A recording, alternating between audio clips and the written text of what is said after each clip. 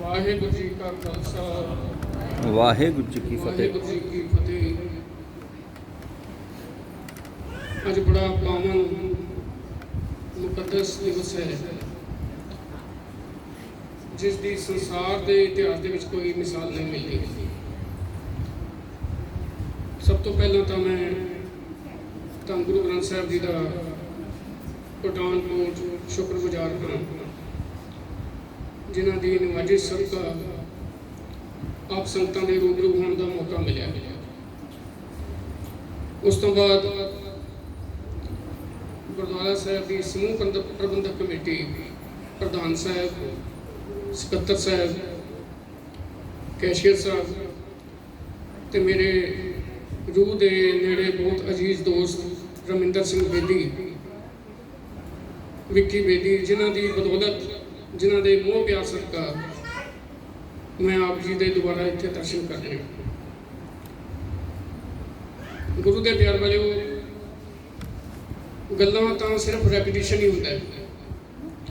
ਜਿਹੜੀਆਂ ਗੱਲਾਂ ਅਸੀਂ ਅੱਜ ਦੇ ਦਿਨ ਕਰਨੀਆਂ ਹੁੰਦੀਆਂ ਉਹ ਰੈਪੀਟੀਸ਼ਨ ਹੀ ਹੁੰਦਾ ਹੈ, ਦੁਹਰਾਓ ਹੀ ਹੁੰਦਾ ਹੈ।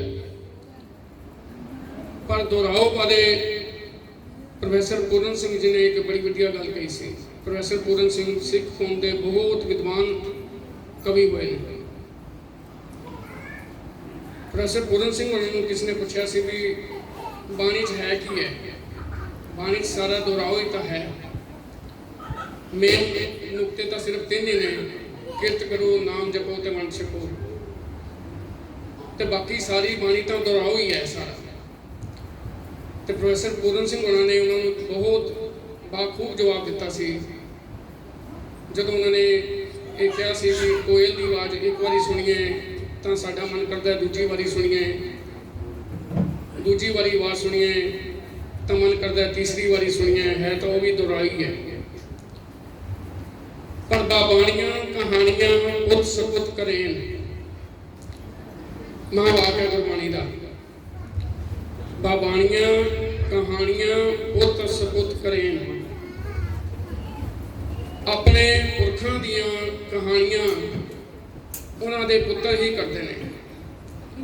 ਤੇ ਜੋ ਅਸੀਂ ਸਿੱਖ ਇਹ ਦਾਅਵਾ ਕਰਦੇ ਹਾਂ ਕਿ ਅਸੀਂ ਕਲਗੀਧਰ ਪਿਤਾ ਦੇ ਪੁੱਤਰ ਹਾਂ, ਤੇ ਕਲਗੀਧਰ ਪਿਤਾ ਦੀ ਗੱਲ ਨਾ ਕਰੀਏ ਤਾਂ ਅਸੀਂ ਅਹਿਸਾਨ ਫਰਾਮੋਸ਼ ਹੋਵਾਂਗੇ, ਖਾਸ ਕਰ ਅੱਜ ਦੇ ਦਿਨ। ਗੁਰੂ ਦੇ ਪਿਆਰੇ ਵਾਲਿਓ,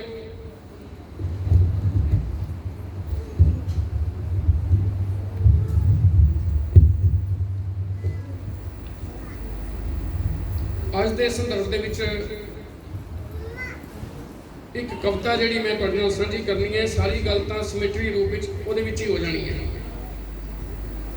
ਜਿਹੜੀ ਵਿਸਾਖੀ ਨਾਲ ਸੰਬੰਧਿਤ ਕਵਿਤਾ ਹੈ ਤੇ ਜਿਹਦੇ ਵਿੱਚ ਆਤਮ ਵਿਸ਼ਲੇਸ਼ਣ ਵੀ ਹੈ, ਆਪਾ ਪਰਚੋਲਣਾ ਵੀ ਹੈ ਵੀ ਮਹਾਰਾਜ ਨੇ ਸਾਨੂੰ ਕੀ ਬਣਾਇਆ ਸੀ ਤੇ ਅਸੀਂ 323 ਸਾਲ ਦੇ ਵਿੱਚ ਕੀ ਬਣ ਗਏ। ਮਹਾਰਾਜ ਦਾ ਤਸੱਵੁਰ ਕੀ ਸੀ। ਪਹਿਲੇ ਮੈਂ ਆਪ ਜੀ ਨਾਲ ਇਹ ਕਵਿਤਾ ਸਾਂਝੀ ਕਰਾਂਗਾ, ਫਿਰ ਮਹੀਨ ਰੂਪ ਵਿੱਚ ਜਿਹੜੀਆਂ ਗੱਲਾਂ ਕਰਨੀਆਂ, ਸੂਖਮ ਰੂਪ ਵਿੱਚ, ਜਿਹਨੇ ਸਾਨੂੰ ਇਸ ਚੀਜ਼ ਦਾ ਵੀ ਬਲ ਬਖਸ਼ਣਾ ਹੈ ਕਿ ਅਸੀਂ ਆਪਣੀ ਰੂਹ ਦੇ ਸ਼ੀਸ਼ੇ ਅੱਗੇ ਖੜ ਸਕੀਏ ਵੀ ਗੁਰੂ ਗੋਬਿੰਦ ਸਿੰਘ ਮਹਾਰਾਜ ਨੇ ਜਿਹੜੇ ਸਿੱਖ ਦਾ ਤਸੱਵੁਰ ਕੀਤਾ ਸੀ, ਜਿਹੜੇ ਸਿੱਖ ਦੀ ਕਲਪਨਾ ਕੀਤੀ ਸੀ, ਕਿ ਅਸੀਂ ਉਸ ਕਸੌਟੀ ਤੇ ਖਰੇ ਉਤਰ ਰਹੇ ਹਾਂ। ਕਿਉਂਕਿ ਦੁਨੀਆ ਦਾ ਆਖਰੀ ਪੈਗੰਬਰ, ਇਸ ਗੱਲ ਦਾ ਧਿਆਨ ਮੈਂ ਚਾਹਾਂਗਾ, ਕਲਯੁਗ ਦਾ ਆਖਰੀ ਪੈਗੰਬਰ ਜਿਹੜਾ ਹੈ ਉਹ ਗੁਰੂ ਗੋਬਿੰਦ ਸਿੰਘ ਜੀ ਮਹਾਰਾਜ ਨੇ। ਬਾਕੀ ਤਾਂ ਜਿਹੜੇ ਤੁਸੀਂ ਇਹ ਦੇਹਧਾਰੀ ਗੁਰੂਡਮ ਦੇਖ ਰਹੇ ਹੋ ਨਾ, ਇਹਦੇ ਢਕੋਸਲੇ ਦਿਖਣ ਵੀ ਲੱਗ ਗਏ ਤੇ ਆਉਣ ਵਾਲੇ ਸਮੇਂ 'ਚ ਹੋਰ ਦਿਖਣਗੇ। ਪਰ ਜੋ ਰੀਅਲ ਗੁਰੂ ਹੈ, ਜੋ ਆਖਰੀ ਪੈਗੰਬਰ ਹੈ, ਲਾਸਟ ਪ੍ਰੋਫਿਟ ਹੈ ਇਸ ਧਰਤੀ ਦਾ, ਉਹ ਧੰਨ ਗੁਰੂ ਗੋਬਿੰਦ ਸਿੰਘ ਜੀ ਮਹਾਰਾਜ ਨੇ। ਸਿਰਫ 42 ਸਾਲ ਦੀ ਉਮਰ, 1666 ਦਾ ਜਨਮ ਹੈ ਤੇ 1708 ਦਾ ਉਹਨਾਂ ਦਾ ਗੁਰਪੁਰਬ ਪਿਆਨਾ ਹੈ। ਉਹ ਆਪਣਾ ਪ੍ਰਯੋਜਨ ਵੀ ਸਪਸ਼ਟ ਕਰਦੇ ਨੇ ਜਦੋਂ ਦਸ਼ਮ ਗ੍ਰੰਥੀ 'ਚ ਇਹ ਲਿਖਦੇ ਨੇ, मैं अपना सुत तोहे निवाजा ਪੰਥ ਪ੍ਰਚੁਰ ਕਰਵੇ ਕੋ ਸਾਜਾ। ਅਕਾਲ ਪੁਰਖ ਨੇ ਕਹਿੰਦੇ ਮੈਨੂੰ ਆਪਣਾ ਪੁੱਤਰ ਥਾਪਿਆ, ਮੈਂ ਆਪਣਾ ਸੁਤ ਤੋਹੇ ਨਿਵਾਜਾ, ਨਿਵਾਜਿਸ਼ ਕੀਤੀ ਮੇਰੀ। ਗੁਰੂ ਪਾਤਸ਼ਾਹ ਕਹਿੰਦੇ ਪੰਥ ਪ੍ਰਚੁਰ ਕਰਵੇ ਕੋ ਸਾਜਾ, ਤੇ ਇੱਕ ਖਾਸ ਪ੍ਰਯੋਜਨ ਵਾਸਤੇ ਮੈਂ ਇਸ ਧਰਤੀ ਤੇ ਭੇਜਿਆ ਵੀ ਕੈਸੇ ਪੰਥ ਦੀ ਨੀਂਹ ਰੱਖੀ ਜਾਏ, ਜਿਹਦੇ ਵਿੱਚ ਮਹਾਰਾਜ ਅੱਗੇ ਬਿਆਨ ਕਰਦੇ ਨੇ ਕੈਸੇ ਪੰਥੀ ਚਿੜੀਓਂ ਸੇ ਮੈਂ ਬਾਤ तुड़ाऊं, गिदड़ों से मैं शेर बनाऊं, 1.25 लाख से एक लड़ाऊं, तबै गोबिंद सिंह नाम कहा। ਤੁਸੀਂ ਸੰਸਾਰ ਦੇ ਸਾਰੇ ਇਤਿਹਾਸ ਵਿੱਚ ਨਜ਼ਰ ਮਾਰੋ, ਸੰਸਾਰ ਦੇ ਵਿੱਚ ਜਿਹੜਾ ਗੁਰੂ ਹੈ ਗੁਰੂ ਹੀ ਰਿਹਾ, ਗੁਰੂ ਕਦੀ ਚੇਲਾ ਨਹੀਂ ਬਣਿਆ। ਔਰ ਗੁਰੂਆਂ ਨੇ ਆਪਣੇ ਜਿਹੜੀ ਉਹਨਾਂ ਕੋਲ ਵਿਦਿਆ ਸੀ ਉਹਦਾ ਗੁਰੂਰ ਵੀ ਕੀਤਾ ਹੈ। ਮੈਂ ਕਿਸੇ ਧਰਮ ਵਿਸ਼ੇਸ਼ ਦੀ ਇੱਥੇ ਖੰਡਨ ਨਹੀਂ ਕਰ ਰਿਹਾ, ਪਰ ਜੋ ਸਾਨੂੰ ਇਤਿਹਾਸ ਦੇ ਵਿੱਚੋਂ ਨਜ਼ਰ ਆਉਂਦਾ ਹੈ, ਸਾਡੇ ਕੋਲ ਦਰੋਣਾਚਾਰਿਆ ਦੀ ਮਿਸਾਲ ਹੈ। ਜਦੋਂ ਉਹਨੂੰ ਗੁਰੂ ਧਾਰ ਲਿਆ, ਅਰਜੁਨ ਤਾਂ ਹੈ ਸੀ ਉਹਨਾਂ ਦਾ ਚੇਲਾ, ਪਰ ਜਦੋਂ ਇੱਕ ਹੋਰ ਸੋ ਕਾਲ ਅਖੋਤੀ ਨੀਵੀਂ ਜਾਤ ਵਾਲਾ ਨੇ ਉਹਨੂੰ ਆਪਣਾ ਗੁਰੂ ਧਾਰ ਲਿਆ, ਤੇ ਜਦੋਂ ਇਹ ਪਤਾ ਲੱਗ ਗਿਆ ਵੀ ਮੇਰਾ ਜਿਹਨੇ ਮੈਨੂੰ ਅਛੋਪਲੇ ਰੂਪ ਵਿੱਚ ਇਨਡਾਇਰੈਕਟ ਰੂਪ ਵਿੱਚ ਗੁਰੂ ਧਾਰਿਆ ਹੈ, ਉਹ ਤਾਂ ਮੇਰੇ ਚੇਲੇ ਤੋਂ ਵੀ ਅੱਗੇ ਨਿਕਲ ਰਿਹਾ ਧਨੁਸ਼ ਵਿਦਿਆ ਵਿੱਚ, ਤਾਂ ਉਹਦਾ ਅੰਗੂਠਾ ਵੀ ਮੰਗ ਲਿਆ ਗਿਆ ਸੀ। ਇਹ ਗੁਰੂ ਦਾ ਗੁਰੂ ਵੀ ਤਾਂ ਸੀ। ਗੁਰੂ ਦਾ ਜੇ ਰੁਤਬਾ ਦੇਖਣਾ ਹੈ ਤੇ ਧੰਨ ਗੁਰੂ ਗੋਬਿੰਦ ਸਿੰਘ ਸਾਹਿਬ ਦਾ ਰੁਤਬਾ ਦੇਖੋ ਤੁਸੀਂ, ਜਿਹਨੂੰ ਇੱਕ ਗੈਰ ਸਿੱਖ ਬੰਦਾ, ਗੈਰ ਹਿੰਦੂ ਬੰਦਾ अल्लाह यार खां जोगी की कह रहा है, ना कहूँ अब की ना कहूँ जब की, बात कहूँ मैं तब की, अगर ना होते गुरु गोबिंद सिंह सुन्नत होती सबकी। एक मुसलमान फकीर का शब्दावली है, ते असीं धर्म की वलगण दे विच गुरु नूं नहीं कैद कर सकते। वो नबी खां गनी खां का भी उन्ना उच्चता पीर है, वो पीर बुद्धू शाह का भी उन्ना ही उच्चा पीर है। उस पीर बुद्धू शाह का जिन्हें अपना सरबंस ही वार दिता सी गुरु साहब से, ते वो भाई नंद लाल का भी उन्ना ही वड्डा गुरु है।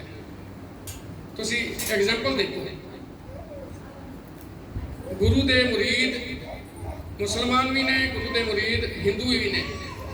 और इतिहासक चीज मैं तुहानूं दसां, भाई नंद लाल 1699 गुरु साहब को आते हैं, कहते हैं अमृत की दात मैनू भी बख्शो, तो गुरु साहब उन्होंने डिनाई कर देते हैं।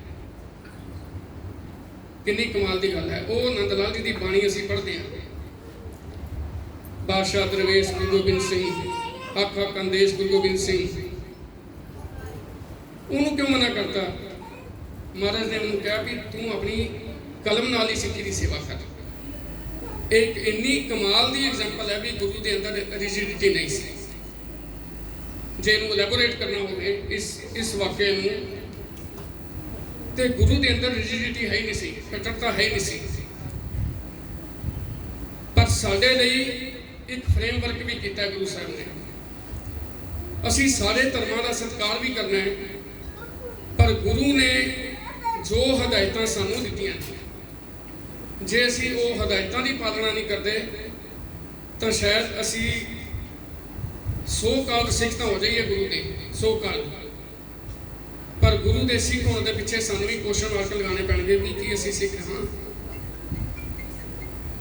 मैं पहले आप जी नाल अपनी कविता साझी करांगा, उस तो बाद बारीक जिहड़ियां विचारां ने वो भी आपां अज गल करांगे भी विसाखी का की महत्व है, विसाखी की की इंपोर्टेंस है। सो मैं चाहांगा कि मन बिरतियां एकाग्र करके कविता नूं जरूर सुनो, क्योंकि ये कविता जे मैं सोचा भी मैं लिखी कविता तो फिर तो होमे हंकार नाल विरसिया होवांगे असीं। जदों महाराज ये कह रहे हैं हूँ आपू बोल ना जानदा, मैं क्या सब हुक्माओ जियो, ਵੀ ਮੈਂ ਤਾਂ ਆਂਦਾ ਹੀ ਕੁਛ ਨਹੀਂ, ਮੈਨੂੰ ਤਾਂ ਜੋ ਹੁਕਮ ਹੋਇਆ ਹੈ ਮੈਂ ਉਹ ਕਿਹਾ। ਤੇ ਫਿਰ ਮੇਰੇ ਵਰਗੇ ਜਦੋਂ ਇਹ ਕਹਿੰਦੇ ਵੀ ਕਵਿਤਾ ਮੇਰੀ ਲਿਖੀ ਹੋਈ ਹੈ, ਮੈਂ ਬੜੀ ਹਲੀਮੀ ਨਾਲ ਤੇ ਅਦਬ ਨਾਲ ਮੈਂ ਬੇਨਤੀ ਕਰਦਾ ਵੀ ਕਵਿਤਾ ਕੋਈ ਨਹੀਂ ਲਿਖ ਸਕਦਾ ਜਦ ਤੱਕ ਬਖਸ਼ਿਸ਼ ਨਾ ਹੋਵੇ, ਜਦ ਤੱਕ ਕਿਰਪਾ ਨਾ ਹੋਵੇ। ਤੇ ਕਿਰਪਾ ਜਦੋਂ ਹੋਵੇ ਤੇ ਗੂੰਗੇ ਕੋਲੋਂ ਅਰਥ ਵੀ ਕਰਾ ਲਏ ਜਾਂਦੇ ਨੇ। ਇਹ ਪੰਜੋਖੜਾ ਸਾਹਿਬ ਦੀ ਐਗਜ਼ਾਮਪਲ ਤੁਹਾਡੇ ਸਾਹਮਣੇ ਹੈ। ਸੋ ਮੈਂ ਪਹਿਲੇ ਆਪ ਜੀ ਨਾਲ ਕਵਿਤਾ ਸਾਂਝੀ ਕਰਾਂਗਾ, ਉਸ ਤੋਂ ਬਾਅਦ ਆਪਣੇ ਨਿਰਧਾਰਿਤ ਸਮੇਂ ਦੇ ਵਿੱਚ ਜੋ ਸਮਾਂ ਮੈਨੂੰ ਮਿਲਿਆ ਉਹਦੇ ਵਿੱਚ ਵੀ ਸਮਾਪਤੀ ਕਰਾਂਗਾ। ਕਵਿਤਾ ਦਾ ਅਨੁਮਾਨ ਹੈ ਜੀ ਖਾਲਸਾ।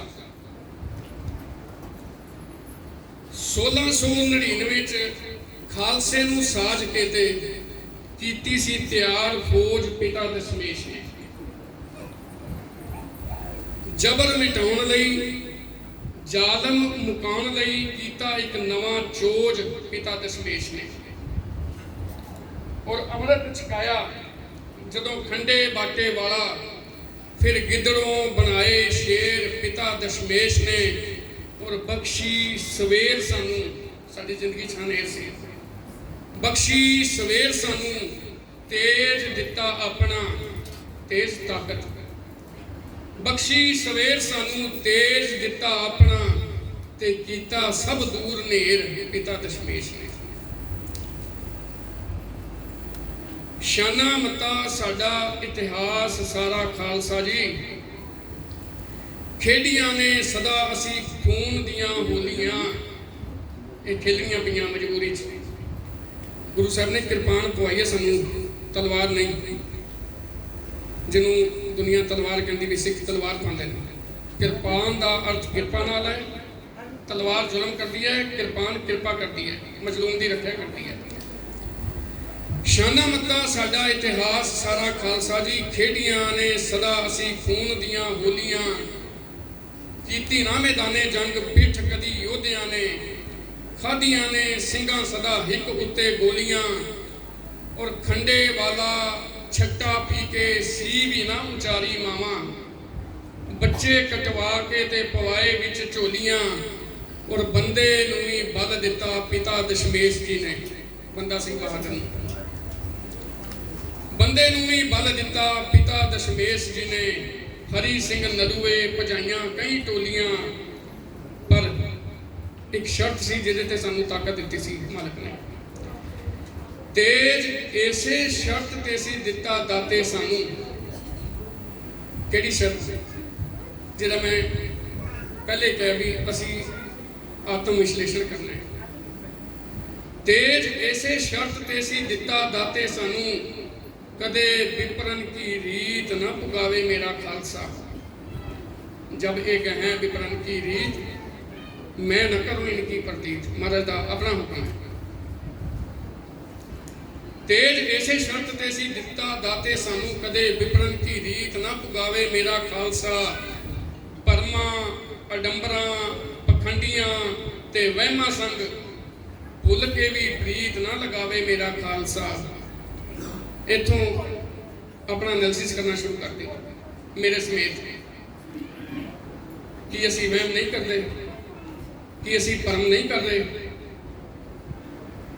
जे असी कर रहे हैं तो फिर साडे लिए अज का दिन ये सोचण का दिन है। असी केवल दावा ही ना करिए भी असी गुरु गोबिंद सिंह जी दे सिख। तेज ऐसे शर्त ते सी दिता दाते सानू, कदे विपरण की रीत ना पुगावे मेरा खालसा। परमा अडंबरा पखंडियां ते वहमा संग, भुल के भी प्रीत ना लगावे मेरा खालसा। और अगलियां शर्तां, काम क्रोध लोभ मोह हंकार विच ग्रसे ना, ते निंदा नेड़े कदी भी ना जावे मेरा खालसा। लगे ताही प्यारा सदा, रहे जे नियारा सदा, तेज ताही पूरा सदा पावे मेरा खालसा। ये शर्तां सी। इन्हां शर्तां दा एनालिसिस करिए। ये मैं नहीं कह रहा, ये महाराज दे अपने बच्चन ने। जदों तुसीं दशम ग्रंथ की बाणी पढ़ोगे तो तुहानूं साख्यात ये हिदायतां मिलणगियां, दिसणगियां। पर असी किहड़े पासे तुर पए हां खालसा जी, वहम भरम करके भी सिंह अखवांदे हां। माफ करना, मैं एक बहुत रीनाउंड ਪੰਥ ਦੀ ਮਾਇਨਾਜ਼ ਜਿਹੜੀ ਹਸਤੀ ਹੈ ਰਾਗੀ, ਉਹਨਾਂ ਨੂੰ ਵੀ ਨਗ ਪਾਏ ਦੇਖਿਆ। ਨਗ ਪਾਏ ਤੇ ਮੈਂ ਸਵਾਲ ਜਵਾਬ ਕਰ ਲਿਆ ਤੇ ਉਹਦੇ ਫਾਇਦੇ ਗਿਣਾਉਣ ਲੱਗੇ ਵੀ ਜਦੋਂ ਸੂਰਜ ਦੀ ਰੋਸ਼ਨੀ ਇਹਦੇ ਨਾਲ ਲੱਗਦੀ ਹੈ ਤਾਂ ਸਰੀਰ ਨੂੰ ਇਹਦੇ ਇਹ ਫਾਇਦੇ ਹੁੰਦੇ ਨੇ। ਤੇ ਫਿਰ ਮਹਾਰਾਜ ਨੇ ਸਾਨੂੰ ਕਿਹੜੇ ਪਾਸੇ ਪਾਇਆ ਸੀ? ਇਹ ਚੀਜ਼ਾਂ ਤਾਂ ਮਹਾਰਾਜ ਸਾਡੇ ਤੋਂ ਬਿਹਤਰ ਜਾਣਦੇ ਸੀ, ਪਰ ਅਸੀਂ ਕਿਹੜੇ ਪਾਸੇ ਤੁਰ ਪਏ ਹਾਂ ਖਾਲਸਾ ਜੀ? ਵਹਿਮ ਭਰਮ ਕਰਕੇ ਵੀ ਸਿੰਘ ਅਖਵਾਉਂਦੇ ਹਾਂ, ਬੁੱਤਾਂ ਨੂੰ ਵੀ ਪੂਜੀਏ ਤੇ ਰੱਖੀਏ ਵਰਤ ਸਾਰੇ, ਭੁੱਖੇ ਰਹਿ ਕੇ ਗੁਰੂ ਛੋੜ ਪੀਰ ਨੂੰ ਮਨਾਉਂਦੇ ਹਾਂ। ਇੱਥੇ ਤਾਂ ਮਹਾਰਾਜ ਕਹਿ ਰਹੇ ਨੇ, ਛੋਡੇ ਅੰਨ ਕਰੇ ਪਖੰਡ, ਨਾ ਉਹ ਸੁਹਾਗਣ ਨਾ ਉਹ ਰੰਡ। ਸਿਰਫ ਅਸੀਂ ਪੜ੍ਹਦੇ ਹੀ ਹਾਂ, ਸਿਰਫ ਭੁੱਖੇ ਭਗਤ ਨਾ ਕੀ ਜਾਈਏ ਮਾਲਾ ਆਪਣੀ ਲੀਜੈ, ਇਹਨਾਂ ਨੂੰ ਅਸੀਂ ਸਿਰਫ ਪੜ੍ਹ ਹੀ ਰਹੇ ਹਾਂ। ਹਦਾਇਤਾਂ ਇਹ ਹੈ। ਮਹਾਰਾਜ ਕਹਿੰਦੇ ਨੇ, ਮਠ ਗੌਰ ਮੜੀ ਬ੍ਰਤ ਭੂਲ ਨਾ ਮਾਨੇ। ਸਾਰੇ ਧਰਮਾਂ ਦਾ ਸਤਿਕਾਰ ਕਰੀਏ, ਪਰ ਜੇ ਅਸੀਂ ਆਪਣੇ ਗੁਰੂ ਦਾ ਕਿਹਾ ਮੋੜਾਂਗੇ ਨਾ, ਸਾਨੂੰ ਤੇਜ ਨਹੀਂ ਮਿਲਣਾ। ਸਾਨੂੰ ਜੇ ਤਾਕਤ ਨਹੀਂ ਮਿਲੀ ਤਾਂ ਸਾਡਾ ਵਸ਼ਣ ਵੀ ਆਈ ਹੈ। ਇਹ ਵੀ ਐਨਾਲਿਸਿਸ ਕਰਕੇ ਦੇਖੀਏ। ਪੁਰਾਤਨ ਖਾਲਸੇ ਦਾ ਤੇ ਹੁਣ ਦੇ ਖਾਲਸੇ ਦਾ ਜਦੋਂ ਕੰਪੈਰੀਜ਼ਨ ਕਰੋਗੇ ਤਾਂ ਅਸੀਂ ਕਿਹੜੀ ਧਿਰ ਵਿੱਚ ਖੜੇ ਪਾਵਾਂਗੇ ਆਪਣੇ ਆਪ ਨੂੰ, ਇਹ ਜਗ ਜ਼ਾਹਿਰ ਹੈ। ਅਸੀਂ ਆਪਣੇ ਨਾਲ ਸੰਵਾਦ ਨਹੀਂ ਕਰਦੇ, ਆਪਣੇ ਨਾਲ ਅਸੀਂ ਗੱਲਬਾਤ ਨਹੀਂ ਕਰਦੇ। ਬੁੱਤਾਂ ਨੂੰ ਵੀ ਪੂਜੀਏ ਤੇ ਰੱਖੀਏ ਵਰਤ ਸਾਰੇ, ਭੁੱਖੇ ਰਹਿ ਕੇ ਗੁਰੂ ਛੋੜ ਪੀਰ ਨੂੰ ਧਿਆਉਂਦੇ ਹਾਂ। ਸਾਧ ਸੰਗਤ, ਇੱਥੇ ਮੈਂ ਇੱਕ ਗੱਲ ਕਰਦਾ, ਜਿਨ੍ਹਾਂ ਦਾ ਅਕੀਦਾ ਹੈ ਉਹ ਜ਼ਰੂਰ ਮੰਨਣ, ਪਰ ਸਾਡਾ ਇਹ ਅਕੀਦਾ ਨਹੀਂ ਹੈ। ਜੇ ਰੀਅਲਿਸਟਿਕ ਐਂਗਲ ਤੋਂ ਅਸੀਂ ਗੱਲ ਕਰੀਏ ਤਾਂ ਅਸੀਂ ਪ੍ਰੋਟੋਕੋਲ ਨਾਲ ਅਸੀਂ ਸਾਰਾ ਕੁਝ ਕਰ ਲੈਂਦੇ ਹਾਂ, ਪਰ ਅਕੀਦੇ ਦੀ ਜਿਹੜੀ ਗੱਲ ਹੈ ਉਹ ਫਿਰ ਸਾਨੂੰ ਡੈਡੀਕੇਟ ਹੋਣਾ ਪਏਗਾ, ਸਮਰਪਿਤ ਹੋਣਾ ਪਏਗਾ ਆਪਣੇ ਗੁਰੂ ਪ੍ਰਤੀ। ਬਾਣੀ ਨੂੰ ਵੀ ਸਾਰ ਬੈਠੇ, ਬਾਣਾ ਵੀ ਵਿਸਾਰ ਬੈਠੇ, ਝੂਠ ਨਾਲ ਦੰਭ ਨਾਲ ਪ੍ਰੀਤ ਲਾਈ ਜਾਂਦੇ ਹਾਂ। ਇਹ ਜਿਹੜੀਆਂ ਚੀਜ਼ਾਂ ਅਸੀਂ ਅਡਾਪਟ ਕਰ ਲਈਆਂ ਔਰ ਕਰ ਲਈਆਂ। ਸਰਦਾ ਨਹੀਂ ਜੀ ਸਾਡਾ ਝੂਠ ਬੋਲੇ ਬਿਨਾਂ, ਅਸੀਂ ਇਹ ਕਹਿ ਦਿੰਦੇ ਹਾਂ। ਸਰਵਾਈਵ ਕਰਨ ਵਾਸਤੇ ਝੂਠ ਬੋਲਣਾ ਪੈਂਦਾ ਜੀ। ਪੰਜਾਬੀ ਦਾ ਮਾਨ ਸ਼ਾਇਰ ਵੀ ਇਹ ਸਾਨੂੰ ਕੁਰਾਹੇ ਪਾ ਰਿਹਾ ਹੈ, ਇੰਨਾ ਸੱਚ ਨਾ ਬੋਲ ਕੇ ਇਕੱਲਾ ਰਹਿ ਜਾਵੇਂ, ਚਾਰ ਕੁ ਬੰਦੇ ਰੱਖ ਲੈ ਮੋਢਾ ਦੇਣ ਲਈ।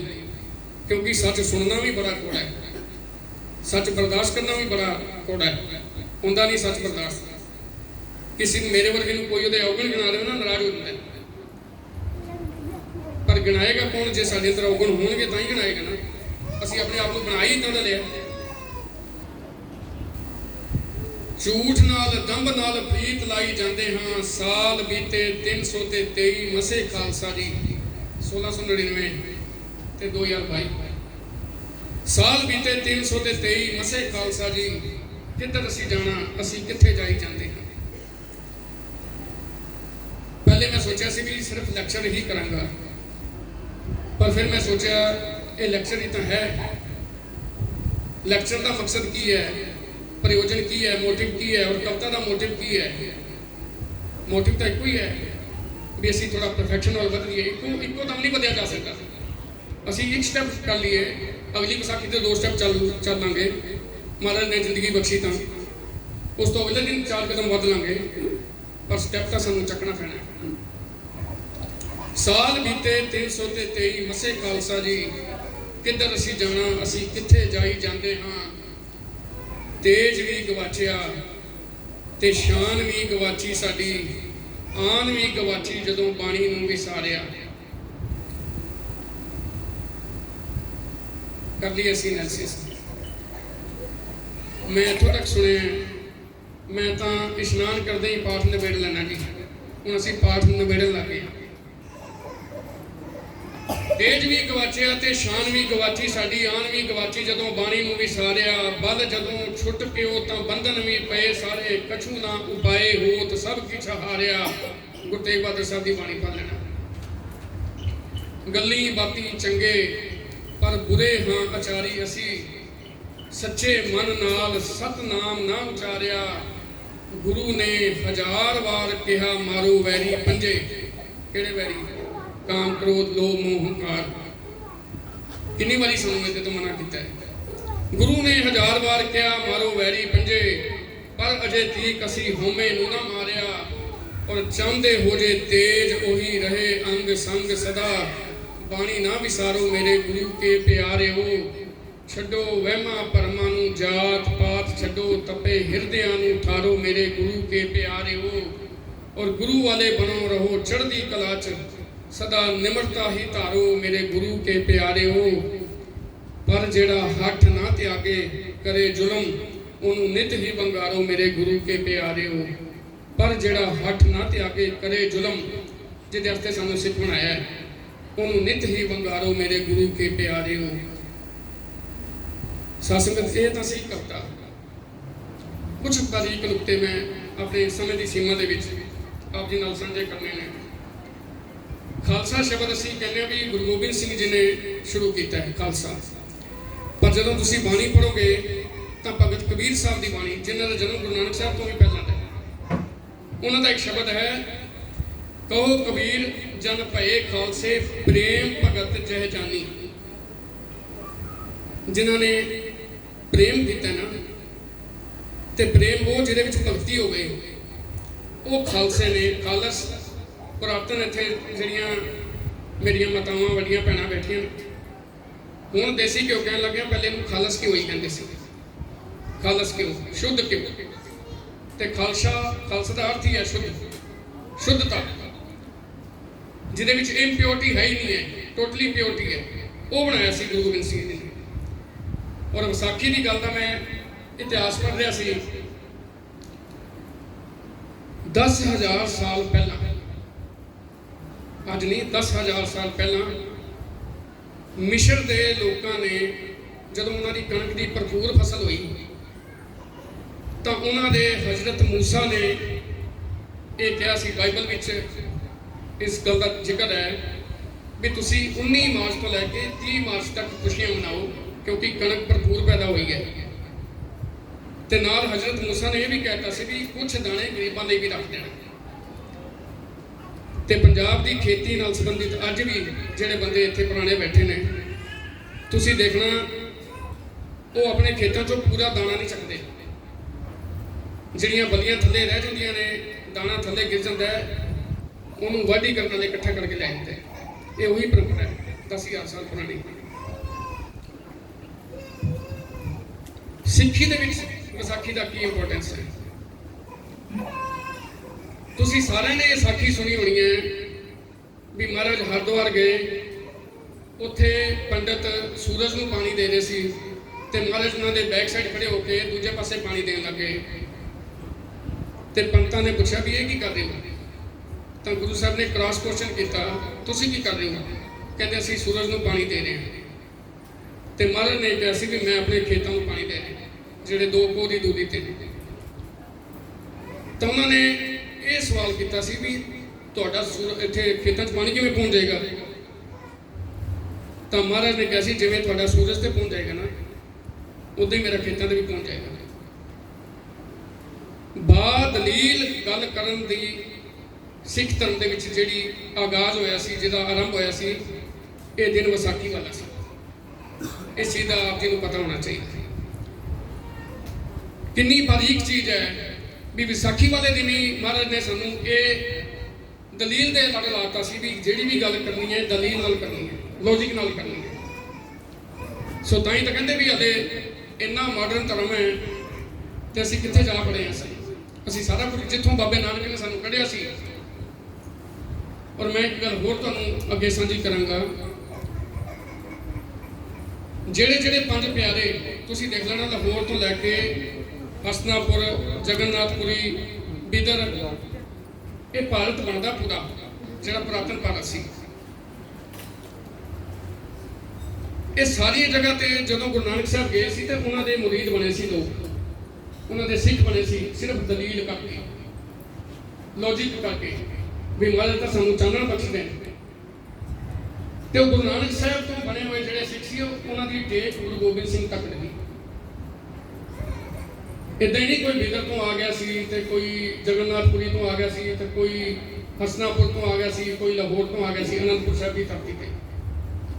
ਇਹ ਗੁਰੂ ਨਾਨਕ ਸਾਹਿਬ ਦਾ ਲਾਇਆ ਹੋਇਆ ਬੂਟਾ ਸੀ।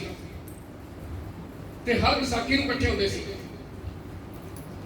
ਦੂਸਰੀ ਵਿਸਾਖੀ ਧੰਨ ਗੁਰੂ ਅਮਰਦਾਸ ਜੀ ਨੇ ਖਡੂਰ ਸਾਹਿਬ ਜਿਹੜੇ ਗਏ ਨੇ, ਉਹਨਾਂ ਦੇਖਿਆ ਹੋਣਾ ਵੀ ਇੱਕ ਬਾਉਲੀ ਹੈ ਜਿਹਦੇ 'ਚ 84 ਘੋੜੀਆਂ। ਦਰਸ਼ਨ ਕੀਤੇ ਹੋਣੇ ਤੁਸੀਂ, ਇਸ਼ਨਾਨ ਵੀ ਕੀਤਾ ਹੋਣਾ। ਉਹ ਬਾਉਲੀ ਸਾਹਿਬ ਦੀ ਨੀਂਹ ਵੀ ਗੁਰੂ ਅਮਰਦਾਸ ਜੀ ਨੇ 1558 ਵਿੱਚ ਵਿਸਾਖੀ ਵਾਲੇ ਦਿਨ ਰੱਖੀ ਸੀ।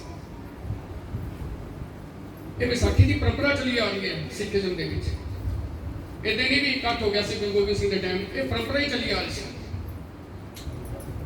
ਗੁਰੂ ਹਰਗੋਬਿੰਦ ਸਾਹਿਬ ਜੀ ਨੇ ਵੀ ਇਹ ਇਤਿਹਾਸ ਵਿੱਚ ਮਿਸਾਲ ਮਿਲਦੀ ਹੈ ਵੀ ਇਹ ਇਕੱਠ ਕੀਤਾ ਹੋਇਆ ਸੀ। ਪਰ ਇੱਕ ਚੀਜ਼ ਹੋਰ ਮੇਰੇ ਜਿਹੜੀ ਜ਼ਿਹਨ ਦੇ ਵਿੱਚ ਆ ਰਹੀ ਹੈ, ਗੁਰੂ ਅਰਜਨ ਸਾਹਿਬ ਦੀ ਸ਼ਹੀਦੀ ਤੋਂ ਬਾਅਦ ਗੁਰੂ ਹਰਗੋਬਿੰਦ ਸਾਹਿਬ ਜੀ ਨੇ ਕਿਰਪਾਨਾਂ ਪਾਈਆਂ ਮੀਰੀ ਤੇ ਪੀਰੀ ਦੀ। ਗੁਰੂ ਤੇਗ ਬਹਾਦਰ ਸਾਹਿਬ ਜੀ ਦੀ ਸ਼ਹਾਦਤ ਤੋਂ ਬਾਅਦ ਗੁਰੂ ਗੋਬਿੰਦ ਸਿੰਘ ਜੀ ਨੇ ਕਿਰਪਾਨ ਚੱਕੀ। ਇਹ ਲੋੜ ਪੈ ਗਈ ਸੀ ਉਸ ਵੇਲੇ, ਮਜ਼ਲੂਮ ਦੀ ਰੱਖਿਆ ਕਰਨੀ ਸੀ, ਧਰਮ ਨੂੰ ਬਚਾਉਣਾ ਸੀ। ਜਦੋਂ ਪੰਡਾਲ ਦੇ ਵਿੱਚ ਮੇਰਾ ਸਮਾਂ ਹੋ ਰਿਹਾ ਹੈ